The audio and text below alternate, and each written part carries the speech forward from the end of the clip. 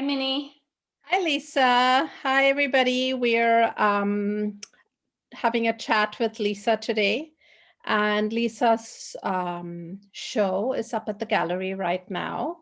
The show's entitled Bliss and Other Stories. And it's kind of, in my mind, been the transition show because Lisa's show opened along with our gallery opening up full time and us having quite a packed first weekend, and you've had fantastic sales. So it's almost like your show is the show ushering us out of quarantine, Lisa.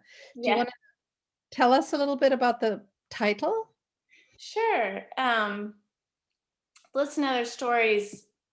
I actually really love this title, but I was unsure about using it for sort of a COVID show. After all the hardships that everyone has gone through in the last year, I didn't know if bliss kind of fit. But the more I thought about it, the more I thought about how I was able to find moments of bliss in 2020. And and for me, that was especially being out in nature.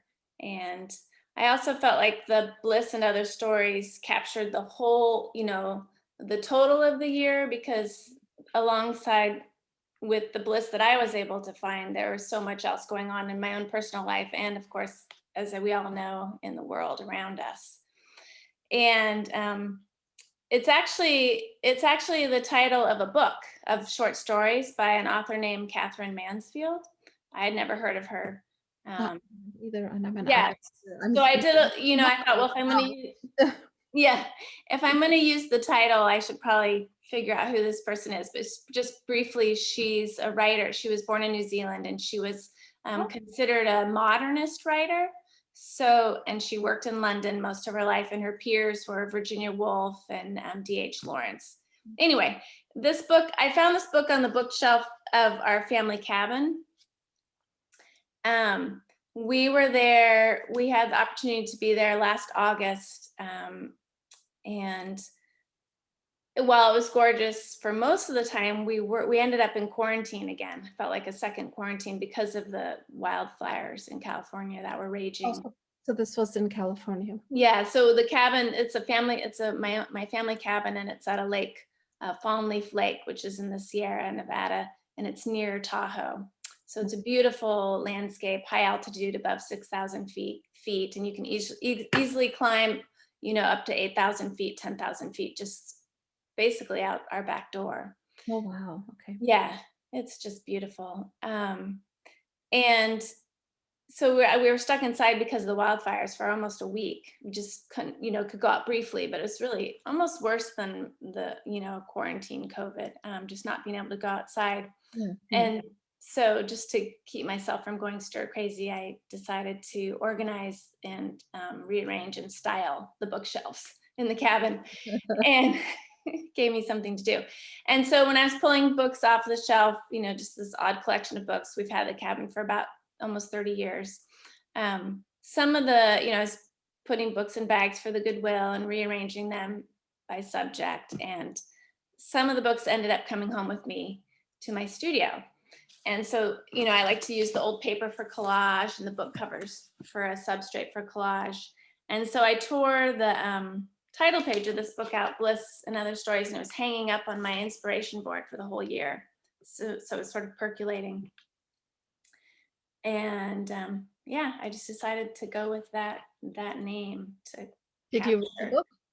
I did not. I felt like I should read the book, and I did read I did read one of the short stories that was called Bliss, and it actually was just made me so happy because it's capturing the energy of this young woman who has so much joy and wonder, and she's going into adulthood, and she's kind of wondering why all the adults around her aren't like her. She is like joyful, this connection to her, innocence and childhood. And sometimes I feel that way about me. My work, I'm a playful person, and I like my work to be joyful and playful. And so when I didn't read the whole story, but the first paragraph was like, oh yeah, okay, this sort of is speaking to me. So inadvertently, you kind of fused your your energies with hers. Yeah.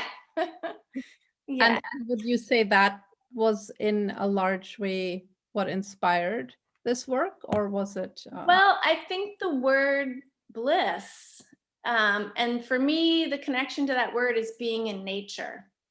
And so as I was thinking about getting ready for this collection, I had a couple different directions I was thinking of. And during COVID, I did a lot of, like everyone else, so many people got out and just walked their neighborhoods and sort of discovered, new places right in their backyard. And I was doing a lot of walking in the back alleyways of my North Portland neighborhood and just capturing these little hidden glimpses of other people's lives or just sort of forgotten garages, things falling down. And if you follow me on my Instagram stories, I posted a lot of those images, and I thought that that would be the direction that I would go in for the show, interpreting those images into abstract paintings. And I was playing around with some of that. But I also just kept thinking about this time at the lake, and I couldn't really let that go. And I found there's a website, poets.org, and you can get a poem a day in your mailbox. And I signed up for that during COVID because I was so tired of reading the depressing news every morning. And I thought I'd rather read a poem. And books and poetry do influence my work a lot. And they published a poem by Yeats. Is it Yeats? It's Yeats. And so I just want to read just a little snippet from it that just caught my attention. And it goes like this. I will arise and go now, for always night and day. I hear lake water lapping with low sounds by the shore. While I stand on the roadway or on the pavement's gray, I hear it in the deep heart's core. And that just called me right back to that lake. It's a lake that I've been going to since I was 7 years old, every summer. yeah. And I'm almost 50 years now. I've missed a couple summers. And so really that became the inspiration for the show. That and how nature speaks to us during times of hardship. And you can see up on the wall, I have a lot of images from the lake. And it was such a joy to be in my studio this winter and be revisiting this place in my mind and thinking of all the years that I've spent there and how, the trails and the rocks, I just know it like the back of my hand. And so that was the inspiration. Wow. There's what I really enjoyed about your show as I was looking at it was that every time I was back in the studio is I felt like I was discovering more in each piece because it's so multi-layered. And I know that whatever little I see from like your posts on Instagram is that you do really build up the surface in many different ways and different mark making and removing. And that's, but do you want to just share a little bit more? Oh, yeah. I know there's collage. I saw bits of writing. I saw probably bits from the book or a book. Oh, yeah. So Yeah. and Yeah. I feel like the palette itself, the colors that you used also just felt really youthful and vibrant and just jumping out of the surface. So I'm guessing there was a buildup of that as well and a scraping back. And I'm just guessing, but can you just talk to me about your process a little bit? Because the marks that seem to almost new marks seem to appear every time I look at it. Oh, thanks. I feel the same way too. I love building up layers and I'll rediscover, I'll sand away and rediscover marks. And I think of my practice during COVID, I really blossomed, I feel like. I was able to figure out what schedule worked for me best in my studio. I was released from some obligations. I didn't have to take my son to school and pick him up at school. And so I just figured out what time of the day works best for me. And I was able to commit to a daily practice, in the afternoon. And that consistency really helped me, gave me the time and space to explore more and discover and sort of get back to my roots, which I studied book arts. And so in the book arts, there was a lot of mark making in my artist books, mark making and collage and mixed media. And so I really had fun adding some of that back into the work, and trying new materials and tools. Um, I also took a couple of classes, which, through those classes, I was encouraged to try new stuff. And yeah, so in this one, you can see the little dots along the top of that yellow. This Yeah. is called fire weather, and it's just about hiking outside with this pink gray smoky sky. And I have all these tools that I use. That dot was I think it's a tool for quilting where you can mark. Yeah. Yeah. It's like a Yeah. pinwheel, and you Yes. can dip it in the paint. And yeah, I did use collage. Let's see if I can find one that has more collage that's visible. I'm going to click through really quickly here. Um,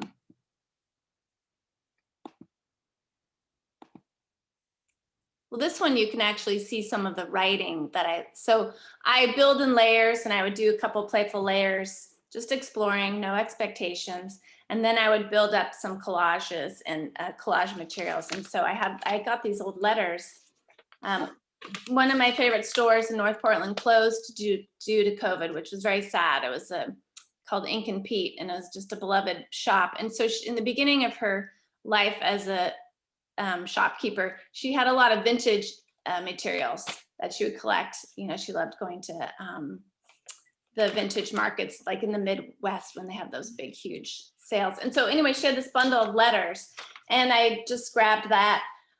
And the mark making on these letters made me think of just the lines in the granite and on the trail, and the lines that those little worms etch in the wood logs. And and so I covered most of it up, and this one I allowed some to show. And it's not my intention that people would try to read anything into the writing, but it's just sort of a textural. Yeah, it's more like a written, not a word, but just Yeah, a mark. Yeah. yeah. And so this one you can also see more collage in the corner. This is a more abstract piece. I titled it Other Stories. I wasn't sure how it fit into the series, but I thought, well, someone suggested that at my opening. They thought, well, maybe it's the journey to the place or to the other work. Lovely. And there's another earlier piece where I was trying to figure out what direction I was going in. This is a little bit more abstract, but still referencing landscape.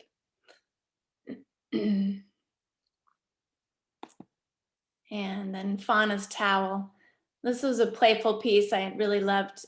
There's a lot of collage elements. So I think it was one of the first pieces where I introduced the collage, and I'm playing around. And Fauna is my niece. And when we're at the lake, there's one towel that's twice as big as all the other beach towels. And that's hers. And it's hers, no matter what. She claims it. And so there's always some arguments between my son and Fauna about who gets to use the towel. So this is a tribute to Fauna and her towel. Okay. Yeah. And then this piece was A lovely piece. yeah, this is Tumble. I do love this piece. This was things sort of felt like they really came together, and I was figuring out had found the direction I wanted to go in representing the landscape. And this is just when you're hiking up there in the Sierra, there's so much granite and big tumbles of rock some have been moved across the land more recently, and others, eons ago by the glaciers. And some of those rocks you just know have been sitting in that one place for hundreds of years. And then a lot of trees have come down recently for a variety of reasons, probably related to climate change. And you have more of those bits of letter. Yeah, in the corner here, more of the letter. And while I was there at the lake, hiking these trails that I've hiked for so many years, and these fires were raging around me, and I thought, I never thought that this place could be threatened, you know.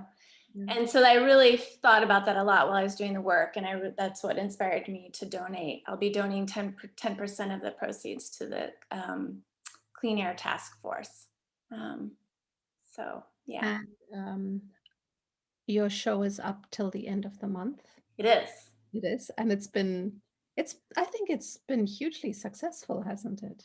I think it just touched people. I think people were ready, excited to get out, and there's a vibrancy, like you said, a playfulness, color. But also, I think there's a poignancy in it because I think you did really sum up what the past year has been like for so many people, where there's this threat of pandemic, and then we faced the fires, and then we had political turmoil. But at the same time, I think everyone was just trying to hold on onto tiny little moments every day that made life bearable. And for most people, it became going out for a walk or just sitting in their backyard or, and it did, I think that resonated for a lot of people as they were looking at your work. And I think that was something that just united all of us, regardless of what our other differences may be. And so I think it was very apt timing, but also just very beautifully expressed of what all of us went through the past year. Um, Yeah, thank you, Minnie. I'm glad that you felt that, because that really was what I was trying to communicate. I think consciously and unconsciously, you know. well, So, it's come through, and I'm in the gallery tomorrow, so I get to spend another day with your beautiful work, and I'm looking forward to that. Uh, oh, thanks, Minnie. Well, Thank you thank for you for this sharing time. Yeah. um, this with us. And Lisa's show, as I mentioned, is up till the end of June. And we're open every day, Tuesday to Sunday, actually, not Mondays, till 5:30 and 4 p.m. on Sundays. And are you going to be there a few more days at the gallery? Yeah, I'll be there next Thursday, the 22nd, as well as the last Saturday of the show, which is the 24th. No, I No. got my dates wrong. I'll be there Thursday, the 24th, Okay. and then Saturday, the 26th, which is the last Saturday of the show. So please come and visit me. And thank you so much for joining us. Yeah, thank you. Bye.